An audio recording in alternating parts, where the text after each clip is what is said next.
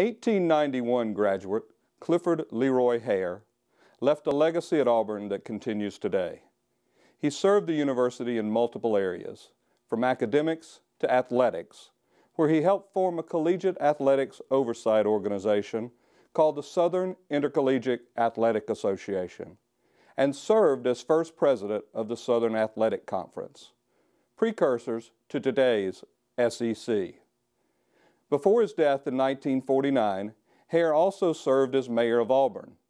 And of course, Auburn's football stadium, Jordan-Hare, is named in his honor.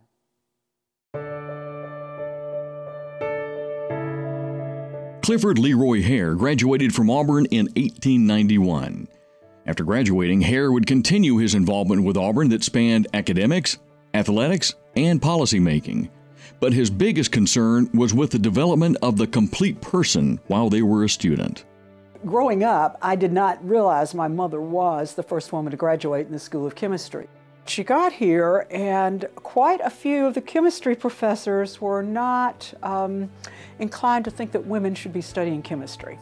He was very open-minded about the issue and saw no reason that a woman shouldn't be making a career in science. So he went around and talked to the professors and made it very clear that if a student was doing her work and doing her classwork and her lab work and making good grades, there was no reason she should not be studying chemistry. So my mother always felt that, you know, Dean Hare was kind of her knight in shining armor, and when people would talk about Cliff Hare, she never called him Cliff Hare ever, or it was always Dean Hare. He was her dean, of course, because that was a separate school of chemistry in those days.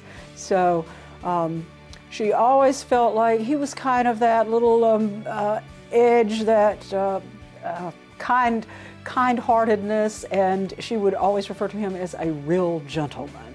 He was always fair, but he was a very stern man, but one that you looked up to and valued his opinion very much for whatever he had to say about Auburn. And he loved Auburn too.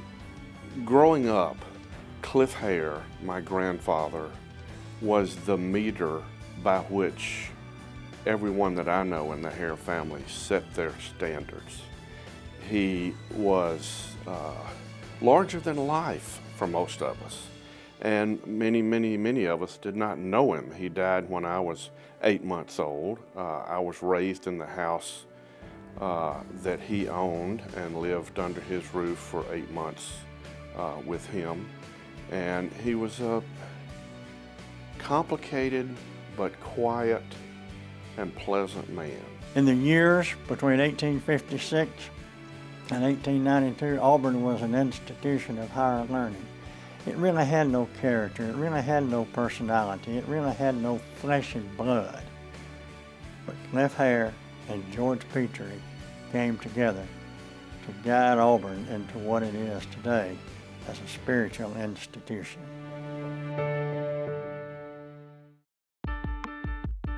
Dean Hare was a man of vision, character, idea, and determination. He was a quiet, strong man who demanded respect wherever he went. His character and his faith, I believe, is what allowed him to persevere. My father often would say that he was honest to a fault, that his word was the most important thing that he had to offer. And loyalty was a strong part of who he was. I think the essence of what it means to be an Auburn person goes back to Cliff Hare and of course George Petrie. It is no accident that they knew each other. It is no accident that Dr. Petrie was Cliff Hare's coach in that first Auburn team, and it's no accident that they were at Auburn together. The essence of an Auburn man was described perhaps by George Petrie, but it was lived out in the life of Clifford LeRoy Hare.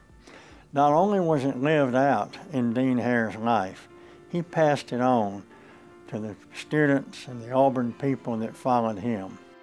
Dean Hare was instrumental in the development of Auburn University, as well as the city of Auburn, and his time on the Plains spanned almost 50 years.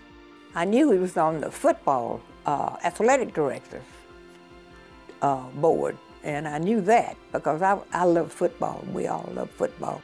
When people would refer, to Cliff Hare Stadium and so forth, as I say, Mother never, ever referred to him by his first name. I mean, he was Dean Hare, always. And when his name would come up, she would always say something along the lines of, he was such a gentleman, or, he was so encouraging.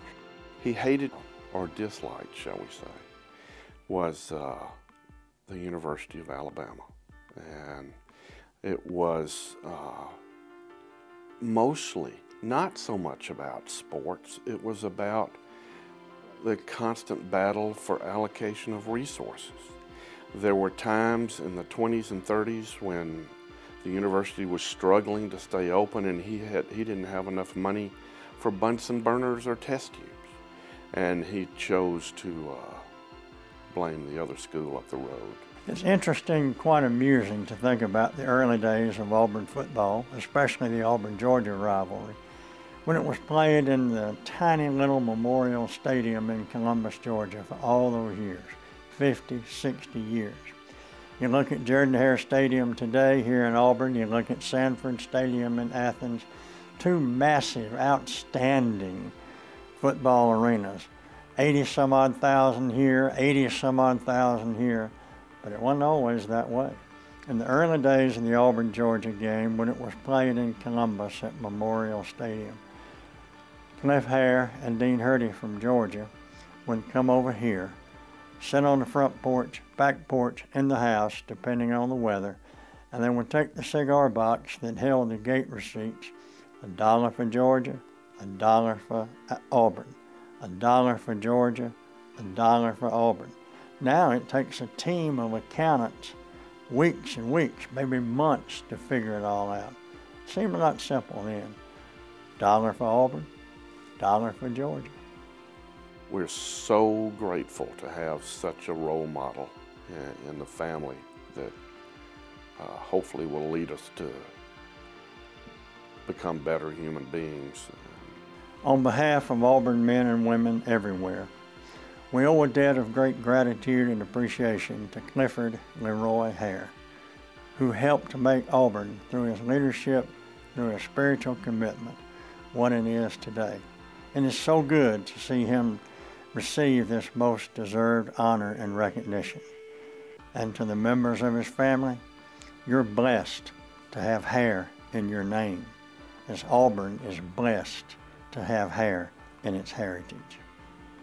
Clifford LeRoy Hare, an inspiring instructor, a forward-thinking leader, and an incredible Auburn man.